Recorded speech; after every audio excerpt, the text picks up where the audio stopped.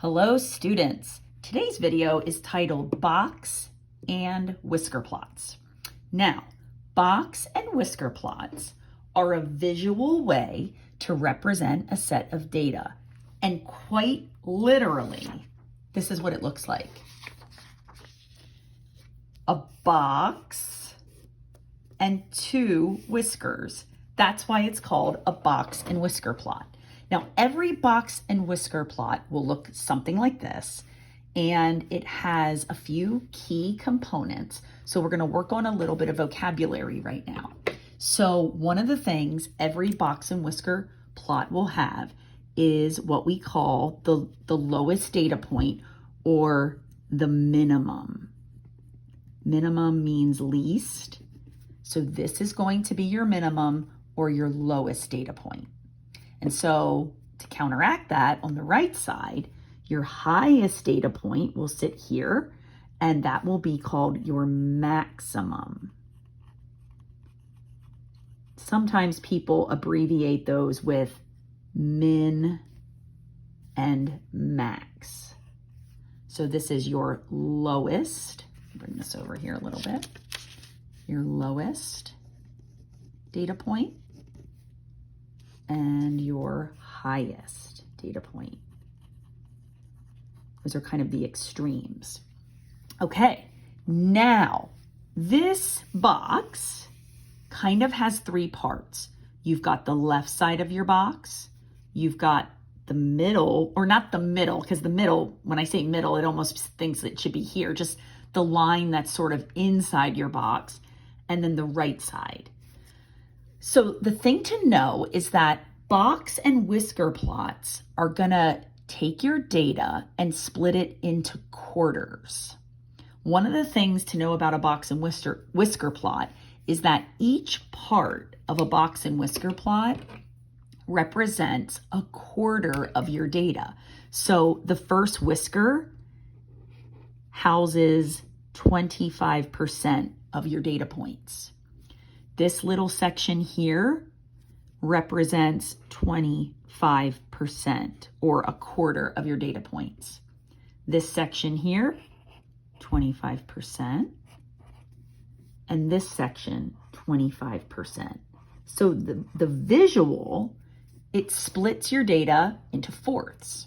Well, that's how we get the names of the left side of the box, the inner line, and the right side of the box. They're called quartiles. So this first part of the box right here, this is called, put a little arrow here. This is called, well, it has a few different names. It's called quartile 1, because it's where you land on the first quarter of your data. It's also sometimes called the lower quartile. Lower quartile. Sometimes we get really lazy and we just call it Q1. Okay. The next 25%, right? 25% and then another 25% brings us to the dead center of our data set. And we know that the middle, because 50% would be the middle is the median. So this vertical line inside the box somewhere is always going to be your median. Sometimes that's called quartile 2, meaning the second quarter of your data, the second quarter, or Q2. So you can almost imagine what this is. If you have 3 of these, you're at the third quartile, the third quarter of your data. So we could call this quartile 3,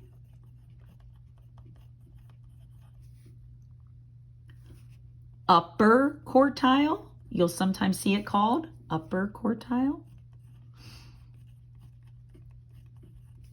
or Q3, quarter 3. Sometimes then, because it goes Q1, Q2, Q3, Sometimes your highest or your maximum value will sometimes be called Q4. I usually refer to it as the maximum, but sometimes you'll see it like that. So these are the pieces and parts of a box and whisker plot. What we're going to do next is we're going to make one from a set of data, and I want to show you how to do that. Okay. Oh, before we leave this, I want to show you one more thing. I'm sorry, vocab. Since this is all vocab, there's one more thing. In a box and whisker plot, your range,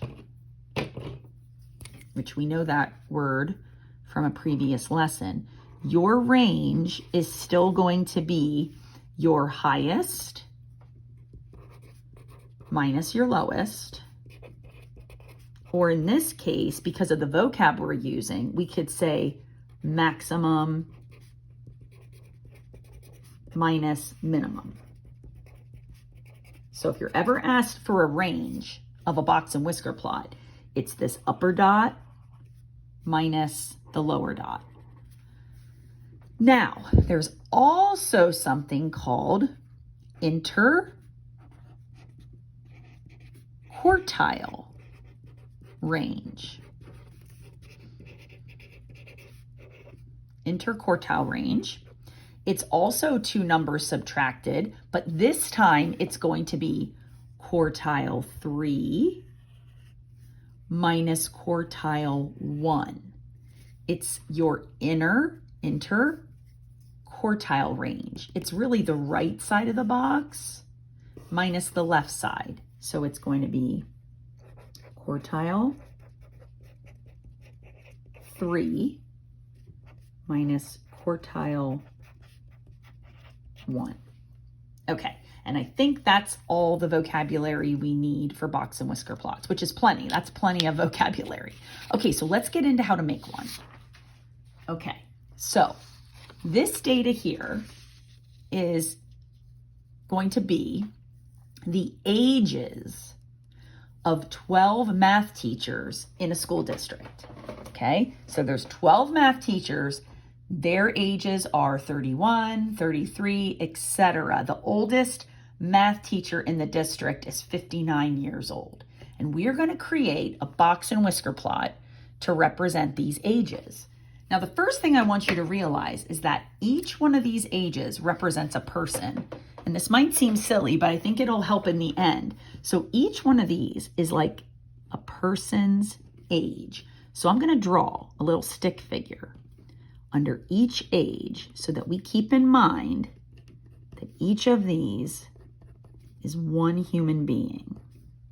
Because when we get into quartering this data, I want you to see how that really splits these people up.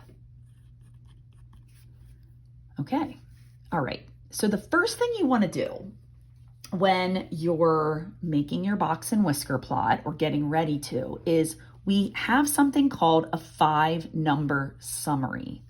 If I go back to my picture, the reason it's called the 5-number summary is because we have to find 5 key things.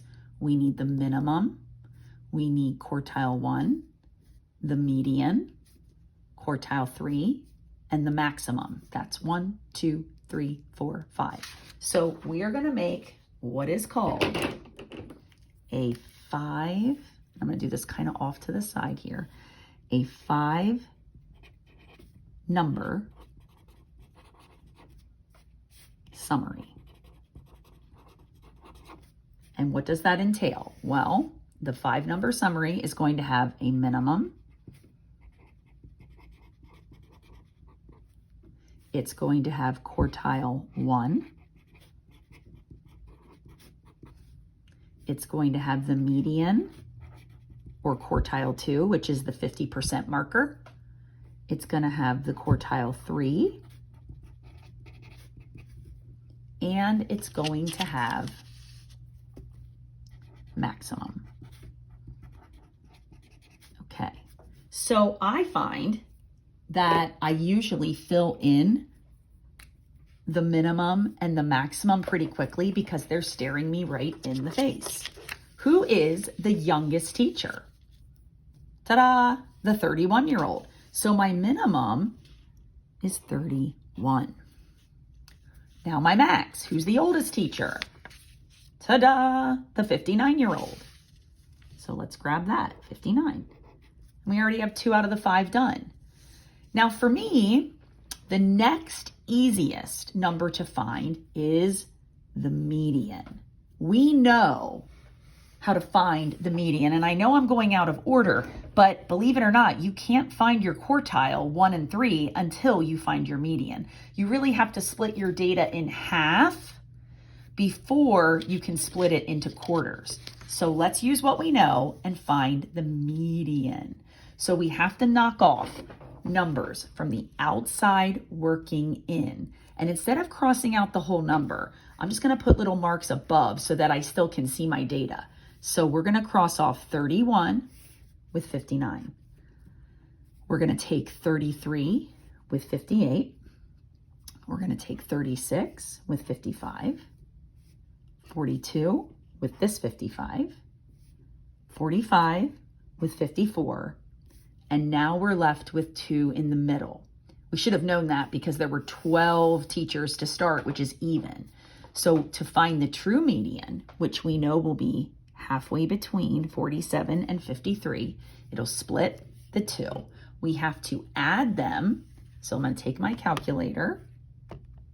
I'm going to take 47 plus 53, and that's 100. And then I'm going to divide that by 2 numbers. So it's going to be 50. Okay. So the median is 50. Okay. So I'm going to put that right here for median. 50. Perfect.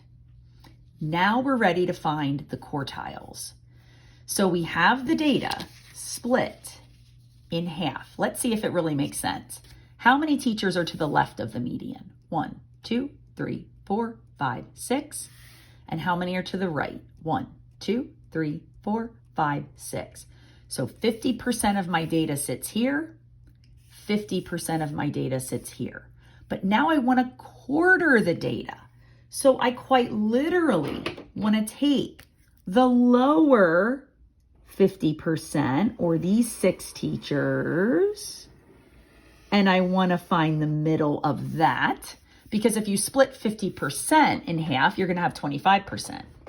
And then I want to take these 6 teachers and I want to split them in half so that I have the upper 50% split into 25s.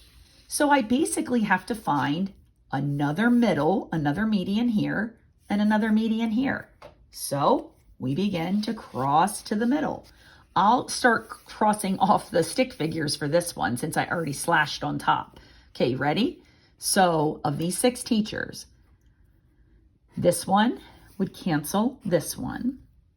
This one would cancel this one. And now once more, I have 2 in the middle because I started with 6. So to find the median, or the middle of 36 and 42, I'm going to add 36 plus 42 and then divide by 2, and I'm getting 39. 39. 39 is going to be quartile 1. Now check that out. So that says 39. So quartile 1 is, let me switch my color here, 39. Now remember, that's the first quarter of the data. Does that make sense? Check it out. So we have 3 teachers. They're the first 25%. Then another 3 teachers. They're the next 25%. Now let's go ahead and find quartile 3. So again, we're going to count to the middle. So cross this guy or girl with this one, this teacher with this teacher, and now we have 2 in the middle. To find the median of those 2, we're going to add and divide by 2. Now, since they're the same, 55 plus 55, if you take that and then divide it right back in half, you're going to have 55. So your upper quartile is 55. So quartile 3, 55. And again, splits that data. 3 teachers here, 3 teachers there. So what have I done? Check this out. I started with 12 teachers. 1/4 of 12. Of means multiply. 1/4 times 12 over 1. 1 times 12, I zip. 4 times 1, I zap. That's 3. 1/4 of 12 is 3. That means there are 3 teachers that make up each quarter of the data. 3 teachers equals 25% of 12. 25% of 12 is 3 teachers. Amazing. So now the last part of this and the final push here, we're going to take the 5-number summary and we're going to create, ta-da, the picture. So you always want to look at your data, highest and lowest, 31 and 59, and you want to draw a number line. And on that number line, you want to make sure you're going to have enough room for all of your data. So let me draw a number line here. So my youngest teacher is 31 and my oldest teacher is 59. Now I don't know if I can go by ones across here, but maybe if I start with like 30, since that's a little bit less than 31, and maybe go by 2s, I could get up to 60 and house all my numbers. So let's try that. So we have 30, 32, 34, 36, 38, 40, 42, 44, 46, 48, 50. This is going to be tight. May have overestimated myself here. Try to squeeze it in. 52, 54, 56, 58. Oh, I almost made it. I'm going to stretch this a little further and go 60. There we go. Pretty good. Not too bad. Okay, so here's how you do it. At the minimum, which is 31, you're going to put a dot. So let's go to 31. We're going to put a dot right between 30 and 32. Then quartile 1, 39. We're going to put a vertical bar. Median 50, vertical bar. Quartile 3, 55. Vertical bar. Notice I have a lot of odd numbers, so I'm just going between the evens. And finally, the maximum, 59. That'll be a dot. And then all I do is connect the 3 bars into a box. And then the whiskers come out to the minimum and the maximum. And there's my box and whisker plot. Now remember, 3 teachers sit on this whisker. 3 teachers sit on this part of the box. 3 teachers' ages, remember these are just their ages, sit here, and 3 teachers sit here. So each part of the box and whisker plot represents 25% of my data. Amazing. Now, some students in the past, this will be the last thing I say, some students in the past have said, Ms. Callahan, this does not make sense. If each part is 25%, then why is this whisker longer than this whisker? Or why is this part of the box bigger than part of the box. Shouldn't they all be the same if they're all 25%? The answer is no. Remember, it's 20, this whisker represents 25% of your ages. Each part has 3 ages on it. That's why they're each 25%. How long they are depends on how stretched out these teachers' ages are in the quartile. For example, look at these first 3 teachers, right? So these first 3 teachers on that first whisker have an age difference of what, 5 years? So there's a 5-year spread here between ages. Okay, so this represents, I'll write this here, get a different color here. This is a 5-year spread, okay? Where the next 3 ages, well, that's another 5-year spread.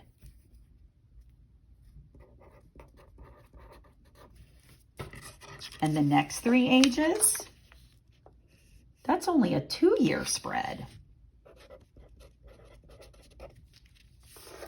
And a 4-year spread for the final. So that is why these, like the whisker here, the whisker in the box here, are longer than these guys. So don't let that freak you out. Don't let that freak you out. It's just the difference in the spread of the ages on each quartile. Okay, so I hope this made sense. Have a great day. Thanks for watching. I know this video was a little bit longer than usual, but it's a lot to cover. Thanks for watching and happy trails to you.